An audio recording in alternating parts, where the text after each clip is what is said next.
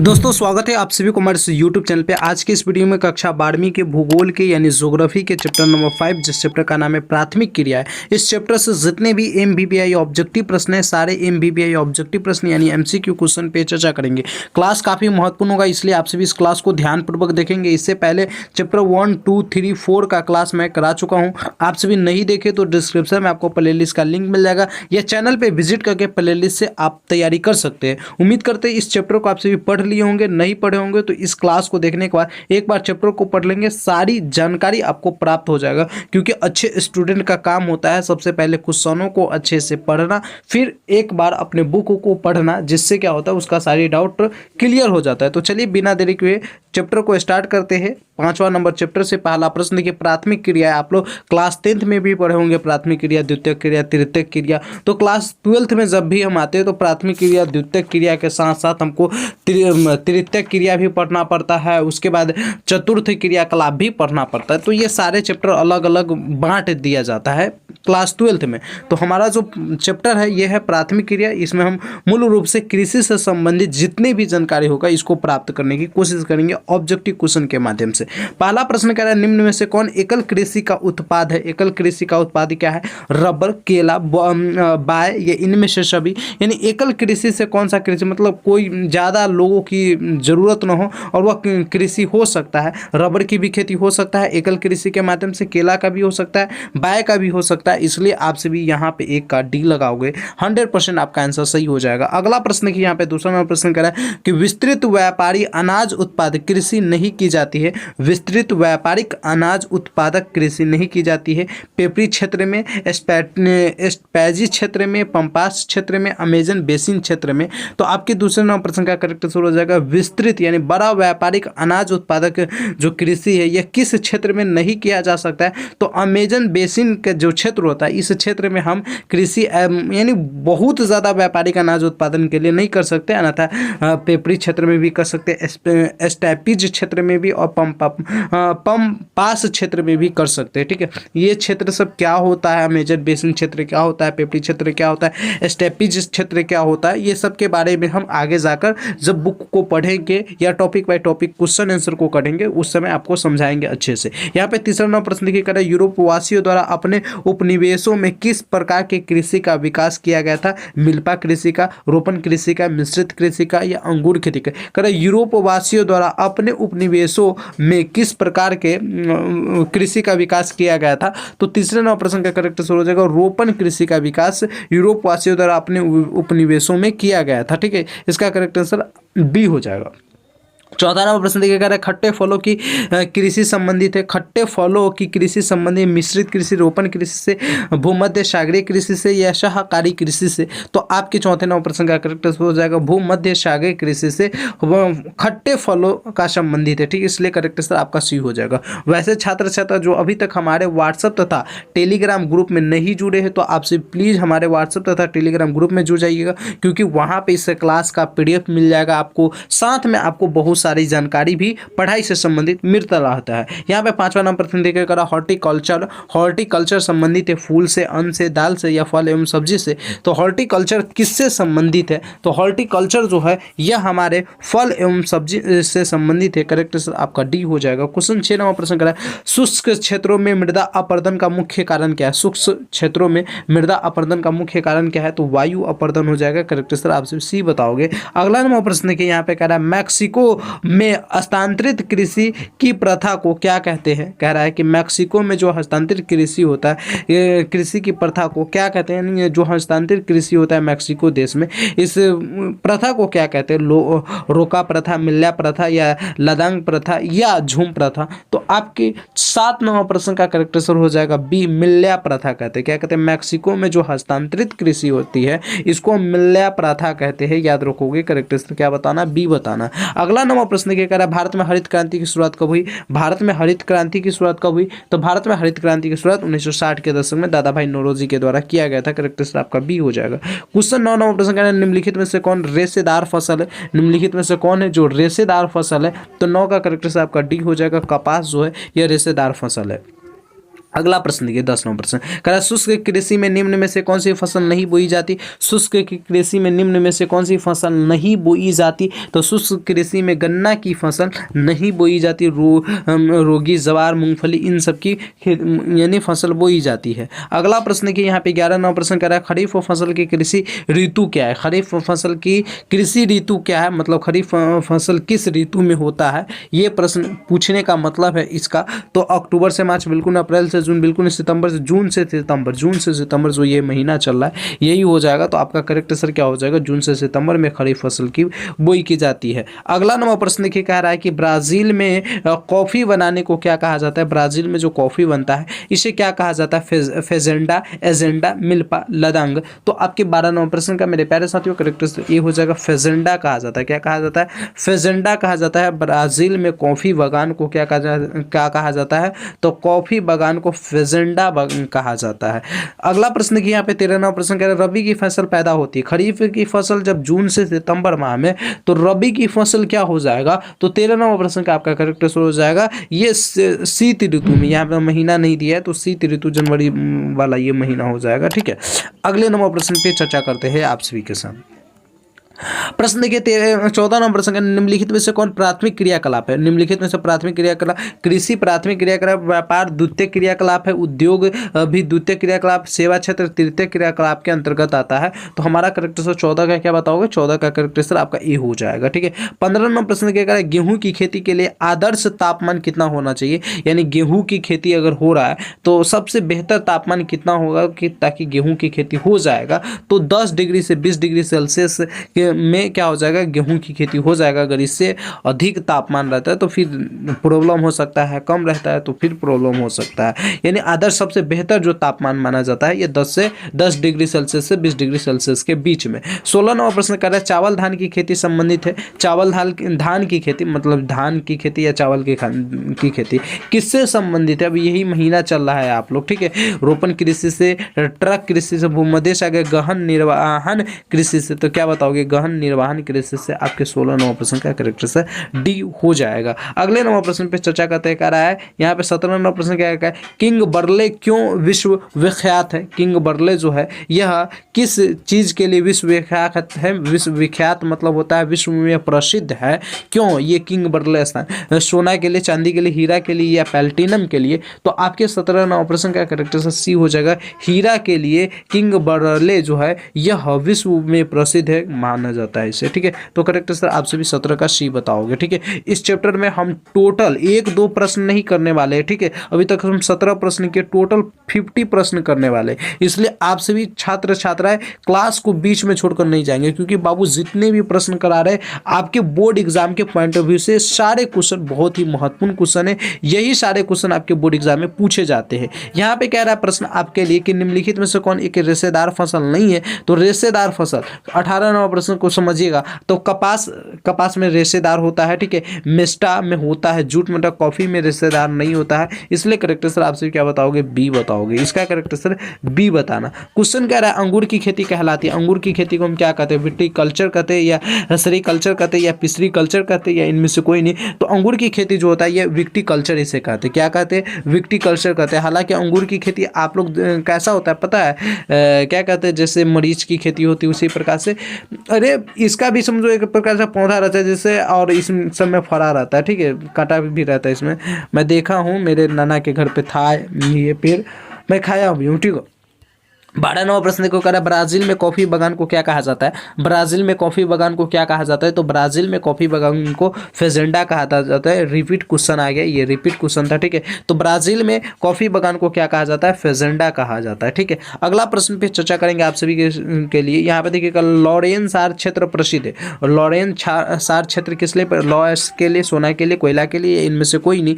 तो आपके 21 नंबर प्रश्न का करेक्ट आंसर क्या हो जाएगा, 21 का करेक्ट आंसर बताना, लौह अयस्क के लिए, लॉरेंस आर प्रसिद्ध है। अगले नंबर प्रश्न पे चर्चा करते हैं। 22 नंबर प्रश्न देखिए कह रहा है निम्नलिखित आर्थिक क्रियाकलापों में कौन ग्रामीण अधिवासियों से संबंधित है? प्राथमिक, द्वितीयक, तृतीयक या चतुर्थ? ग्रामीण अधिवासियों से संबंधित है तो हमारा प्राथमिक क्रियाकलाप हो जाएगा, क्योंकि चैप्टर ही हम पढ़ रहे हैं प्राथमिक क्रियाकलाप। और मैंने शुरू में ही आपको बताया था कि इस चैप्टर में जितने भी क्वेश्चन पढ़ेंगे, मतलब टोटल 50 क्वेश्चन हम आपके लिए एमबीबीआई सेलेक्ट किए हुए, तो ये 50 क्वेश्चन को पढ़ेंगे। ये सारा क्वेश्चन क्या है तो एमबीबीआई क्वेश्चन है और पूरा है जो प्राथमिक क्रियाकलाप से संबंधित क्वेश्चन मिलेगा। मंचूरियन तथा कोरिया में हस्तांतरित कृषि की प्रथा को क्या कहते हैं? मंचूरियन तथा कोरिया में हस्तांतरित जो कृषि होता है इस प्रथा को क्या कहते हैं? रोका प्रथा, मिल्पा प्रथा, चेना प्रथा, लदांग प्रथा। तो 23 नंबर प्रश्न का करेक्ट आपका बी हो जाएगा, मिल्पा प्रथा कहा जाता है। क्वेश्चन 24 नंबर प्रश्न कह रहा है यहाँ पे निम्नलिखित में से कौन सा देश कोयला का सबसे बड़ा उत्पादक राज्य है? कोयला सबसे अधिक उत्पादक कौन सा ऐसा देश करता है? बहुत ही भी क्वेश्चन है। ऐसे क्वेश्चन में चीन है जो सबसे अधिक कोयला का उत्पादन करता है। कोयले कितने प्रकार के होते हैं प्रश्न पूछ सकता है। तो कोयले 4 प्रकार के होते हैं। सबसे बेहतर कोयला कौन होता है? तो एंथ्रासाइट, उसके बाद बेटुमिन्स, उसके बाद लिग्नाइट, उसके बाद पीट कोयला। ये तो याद ही होगा, क्लास 10th में भी आपको पढ़ने को मिलता है। अगला प्रश्न क्या करें? चावल किस प्रकार की जलवायु का पौधा है? चावल किस प्रकार की जलवायु का पौधा है? तो चावल जो है ये उष्ण आर्द्र जलवायु का पौधा है। करेक्ट आंसर आपका बी हो जाएगी। ठीक है, इस वीडियो को आपको क्या करना पड़ेगा? 2 से 3 बार देखना पड़ेगा ताकि आपका सारा ऑब्जेक्टिव क्लियर हो जाए। ठीक है, और जब तक आप 2 से 3 बार देखेंगे नहीं तब तक आपको बेहतर तरीके से पढ़ाए गए चीज़ों समझ में नहीं आएगा, याद नहीं हो पाएगा। इसलिए आप लोग इस वीडियो को 2 से 3 बार हर हाल में देख लीजिएगा समय निकाल कर। ठीक है, कह रहा है निम्न में से कौन खाद्य फसल है? तो खाद्य फसल कौन है? गेहूं, गन्ना, कॉफी, चुकंदर। तो आपके 26 नंबर प्रश्न का करेक्ट आंसर क्या हो जाएगा? गेहूं जो है ये खाद्य फसल है। गन्ना, कॉफी, चुकंदर ये सब खाद्य फसल के अंतर्गत नहीं आता है, ये आता है। करेक्ट आंसर आपका ये हो जाएगा। 27 नंबर प्रश्न देखिए कह रहा है चाय का सबसे बड़ा उत्पादक देश कौन है? चाय का सबसे बड़ा उत्पादक देश कौन है? तो चाय का भी उत्पादक देश में सबसे बड़ा कौन है? चीन है। भारत में पूछे कि भारत के किस राज्य में सबसे अधिक चाय के उत्पादन होता है? तो असम राज्य में होता है। चाय की उत्पादन दूसरे नंबर पे किस देश में होता है? तो भारत देश में ही होता है। ये सबको याद रखना। ठीक है, चलो अगले नंबर प्रश्न पे चर्चा करते हैं। यहाँ पे देखिए 28 नंबर प्रश्न, विश्व का सबसे अधिक कपास उत्पादक क्षेत्र कौन है? मतलब सबसे अधिक कपास की खेती किस देश में किया जाता है? मिस्र देश में, या भारत देश में, या चीन में, या संयुक्त राज्य अमेरिका में? तो 28 नंबर क्वेश्चन का करेक्ट आंसर आपका क्या हो जाएगा? कपास की खेती जो है ये सबसे अधिक संयुक्त राज्य अमेरिका में किया जाता है। करेक्ट आंसर आपका डी हो जाएगा। क्वेश्चन है यहाँ पे 29 नंबर प्रश्न कह रहा है रबर किस प्रकार की कृषि का उपज है? रबर किस प्रकार की कृषि का उपज है? रोपण कृषि का, भूमध्य सागरीय के, प्रारंभिक अस्थायी कृषि का, या मिश्रित कृषि का? तो आपके 29 नंबर क्वेश्चन का करेक्ट आंसर ए हो जाएगा, रोपण कृषि का उपज है। ठीक है, करेक्ट आंसर आपसे क्या बताओगे? ए बताओगे। क्वेश्चन है 30 नंबर प्रश्न कह रहे हैं निम्न में से कौन सी रोपण फसल नहीं है? निम्न में से कौन है जो गन्ना रोपण फसल है? ठीक है, क्या कहते हैं? कॉफी रोपण फसल के अंतर्गत आएगा। रबर भी रोपण, लेकिन गेहूं रोपण फसल नहीं है। इसे गेहूं में क्या किया जाता है? इसे छीट कर बस ऐसे ही खेत में ऐसे मार देता है हाथों से और ये हो जाता है। जबकि इसी में रोपण के अंतर्गत चावल गेहूं आ जाता है। ठीक है, चावल गेहूं आ जाता है, क्योंकि जो भी यानी गेहूं सॉरी चावल गेहूं कह रहे हैं, चावल आ जाता है, मतलब धान आ जाता है। चावल धान की खेती जब भी होती है तो इसको रोपा जाता है। ठीक है, पहले बिच्छन को गिराया जाता है, फिर बिच्छन होता है, फिर बिच्छन को क्या किया जाता है? खेत में मलबे करके उसमें रोपा जाता है। यहाँ पे 31 नंबर प्रश्न देखिए कह रहा है कि निम्न प्रदेशों में से किसमें विस्तृत वाणिज्य अनाज कृषि नहीं की जाती है?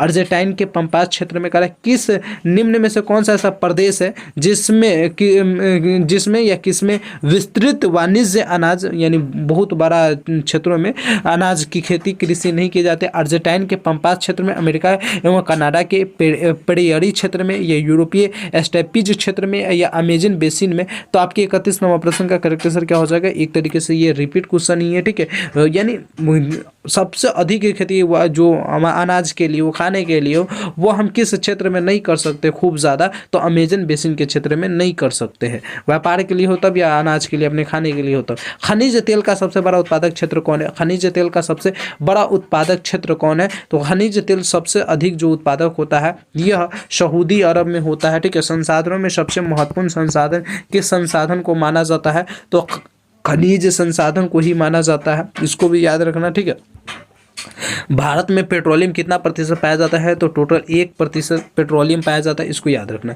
33वां प्रश्न देखिए कह रहा है निम्न देशों में से किस देश में शाकाहारी कृषि का सफल परीक्षण किया गया, रूस में, डेनमार्क में, भारत में या नीदरलैंड में। तो आपके 33वां प्रश्न का करेक्ट आंसर क्या हो जाएगा, 33 का करेक्ट आंसर आपसे बताना बी, डेनमार्क में शाकाहारी कृषि का जो सफल परीक्षण किया गया था यह डेनमार्क में किया गया था। शाकाहारी कृषि क्या होता है क्लास 10th में आप लोग पढ़े होंगे, नहीं पढ़े होंगे तो इस चैप्टर को भी आप लोग पढ़िएगा तो आपको विशेष रूप से जानकारी प्राप्त हो जाएगी। यहाँ पे देखिए 34वां प्रश्न कह रहा है फूलों की कृषि क्या कहलाती है, फूलों की कृषि फार्मिंग कहलाती है, फैक्ट्री फार्मिंग या मिक्सड फार्मिंग या फ्लोरिकल्चर। तो आपके 34वां प्रश्न का करेक्ट आंसर डी हो जाएगा, फ्लोरिकल्चर कहलाती है। 35वां प्रश्न कह रहा है निम्नलिखित में से कौन सी खाद्य फसल है, निम्नलिखित में से कौन है जो खाद्य फसल है, तो मक्का जो है या खाद्य फसल है, करेक्ट आंसर आपका सी हो जाएगी। अगला प्रश्न की यहाँ पे 36वां प्रश्न क्या कह रहा है कि निम्न में से कौन सी कृषि के प्रकार का विकास यूरोपीय औपनिवेशिक शहरों द्वारा किया गया, कौन से ऐसे कृषि का प्रकार है जो जिसका विकास यूरोपीय औपनिवेशिक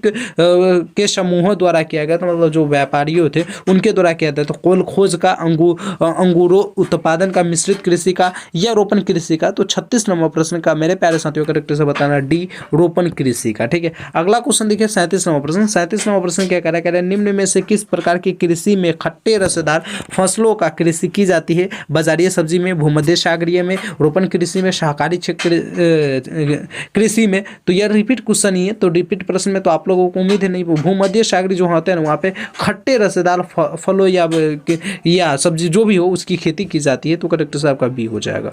अगला प्रश्न की यहाँ पे 38वां प्रश्न क्या है, किरकुक जो विश्व में सर्वाधिक महत्वपूर्ण तेल क्षेत्र है कहाँ स्थित है। ये किरकुक क्या है, तो सबसे अधिक तेल उत्पादन करने वाला या तेल सबसे ज़्यादा जहाँ पर सर्वाधिक मतलब महत्वपूर्ण उत्पादक क्षेत्र है, यहाँ पे सबसे ज़्यादा तेल का उत्पादन होता है। यह जो किरकुक क्षेत्र है यह किस देश में पड़ता है, ईरान में, कुवैत में, इराक में या रूस क्षेत्र में, रूस देश में पड़ता है। तो आपके 38वां प्रश्न का करेक्ट आंसर सी हो जाएगा, इराक में पड़ता है। किस में पड़ता है, इराक में पड़ता है। अगला प्रश्न पे चर्चा कीजिए। यहाँ पर देखिए 39वां प्रश्न कर रहा है निम्न में से कौन सी एकल कृषि नहीं है, निम्न में से कौन सी ऐसी है जो एकल, डेयरी कृषि, मिश्रित कृषि, रोपण कृषि या वाणिज्य अनाज कृषि। एकल कृषि नहीं है, एकल कृषि है तो इसमें 3 गो होगा, ठीक है, लेकिन नहीं है तो 1 होगा कोई। तो डेयरी कृषि जो है ये एकल कृषि के अंतर्गत आ जाएगा, रोपण कृषि एकल कृषि के अंतर्गत आ जाएगा, वाणिज्य अनाज कृषि ये भी एकल कृषि, लेकिन मिश्रित कृषि जो है यह एकल कृषि के अंतर्गत नहीं आएगा, इसलिए आप सभी करेक्ट आंसर बी लगाओगे। क्वेश्चन 40वां प्रश्न क्या कर रहा है कि क्या कर रूड़ कोयला क्षेत्र किस देश में स्थित है। रूड़ कोयला क्षेत्र जो है यह किस देश में स्थित है। बाबू कोई भी छात्र छात्रा है जो हमारे व्हाट्सएप तथा टेलीग्राम ग्रुप से नहीं जुड़े तो आप लोग हर हाल में जुड़ जाइएगा, क्योंकि वहाँ पे जुड़ने के बाद आपको इतनी सारी जानकारी मिलता है, ऐसे ऐसे PDF मिलता है जिस PDF को पढ़ने के बाद है ना बोर्ड परीक्षा में मेरा उद्देश्य रहता है हर एक छात्र को कम से कम 95% से अधिक नंबर किसी भी हाल में आ जाना चाहिए उसका, ठीक है, चाहे कैसे भी हो, ठीक है। और जो भी छात्र नोट्स लेना चाहते हो तो आपको नंबर भी नीचे दिख रहा होगा, उस नंबर पे आप संपर्क कीजिएगा तो आपको नोट्स भी मिल जाएगा। 40वां प्रश्न कह रहा है कि रूड़ कोयला क्षेत्र किस में है, तो रूड़ कोयला क्षेत्र जो है यह जर्मनी देश में स्थित है, करेक्ट आंसर आपका बी हो जाएगी। अगले 9वां प्रश्न पे चर्चा करते हैं। प्रश्न देखिए 41वां प्रश्न कहना है निम्नलिखित में से किसे क्यूबा की रानी कहा जाता है। क्यूबा की रानी किसे कहा जाता है, क्यूबा देश इसकी रानी किसे कहा जाता है, गेहूं को, चावल को, गन्ना को या कपास को। तो 41वां प्रश्न का करेक्ट आंसर क्या हो जाएगा, गन्ना को क्यूबा की रानी कहा जाता है। करेक्ट आंसर आपसे क्या बताना, सी बताना। अगला प्रश्न देखिए कह रहा है बागमती कृषि सर्वाधिक मात्रा में कहाँ विकसित है। बागमती जो कृषि है यह सर्वाधिक मात्रा में कहाँ विकसित है, दक्षिण पूर्व एशिया में, अमेजन बेसिन में या मध्य अमेरिका में या कांगो बेसिन में। तो 42वां प्रश्न का आपका करेक्ट आंसर क्या हो जाएगा, ये हो जाएगा दक्षिण पूर्व एशिया में। क्या बताओगे, दक्षिण पूर्व एशिया में। 43वां प्रश्न कह रहा है कि निम्नलिखित में से कौन लौह अयस्क किस्म नहीं है। लौह अयस्क की किस्म ने मैग्नेटाइट, हेमेटाइट, लिग्नाइट या साइडेराइट। तो आपके 43वां प्रश्न का करेक्ट आंसर क्या हो जाएगा, तो 43 का करेक्ट आंसर आपसे सी बताना, लिग्नाइट। क्या बताओगे, लिग्नाइट करेक्ट आंसर हो जाएगी। अगले 9वां प्रश्न पे चर्चा करेंगे आप सभी के साथ। यहाँ पे 44वां प्रश्न देखिए करें 44वां, मैं शाबी श्रेणी का संबंध किससे है, मैं शाबी श्रेणी का संबंध किससे है। तो आपका करेक्ट आंसर एक हो जाएगा, लौह अयस्क से संबंधित है। क्वेश्चन 45वां प्रश्न कह रहा है, 45वां प्रश्न कह रहा है कि गहन निर्वाहन कृषि प्रचलित है। गहन निर्वाहन कृषि प्रचलित किस लिए है, तो यह चीन के लिए प्रसिद्ध है। निर्वाहन जो चीन में प्रसिद्ध है, कहाँ पर गहन निर्वहन कृषि प्रचलित मतलब कहाँ प्रचलित है, ठीक है, कनाडा में, संयुक्त राज्य अमेरिका में, यूक्रेन में या चीन में। तो ये बताना चीन में गहन निर्वहन कृषि सबसे अधिक प्रचलित है। अगला क्वेश्चन है आपके लिए 46, विश्व में तांबा अयस्क का सबसे बड़ा उत्पादक देश कौन है?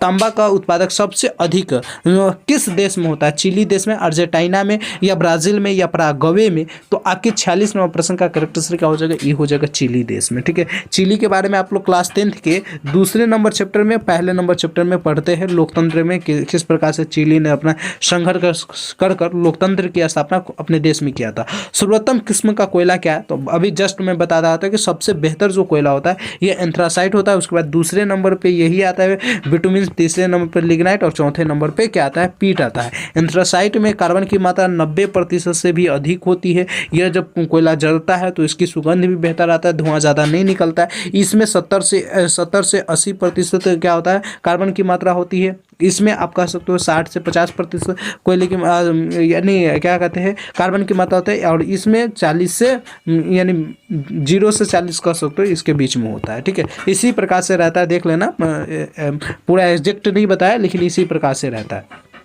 48 नंबर प्रश्न करा है, बॉक्साइट में से कौन सी धातु प्राप्त होती है? बॉक्साइट से कौन सी धातु प्राप्त होती है? तो बॉक्साइट से कौन सी धातु प्राप्त होती है? लोहा बिल्कुल नहीं, सोना बिल्कुल नहीं, एल्युमिनियम धातु प्राप्त होती है।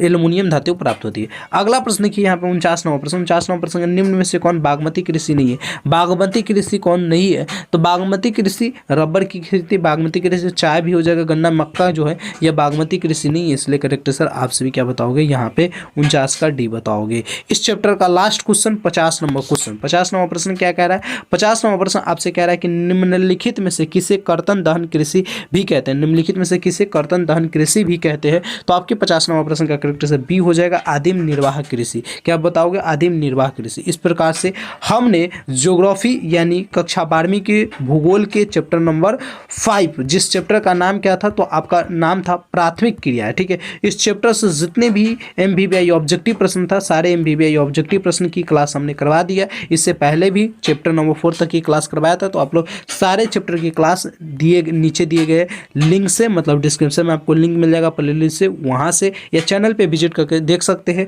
जो भी छात्र चैनल को सब्सक्राइब नहीं किए, प्लीज़ चैनल को सब्सक्राइब कर दीजिए, हमें आपकी सपोर्ट की ज़रूरत है। तो यदि आप सभी हमें सपोर्ट करते हैं तो बड़ा अच्छा लगेगा हमें। Thank you so much. फिर मिलते हैं हम अगले वीडियो में, जब तक के लिए जय हिंद।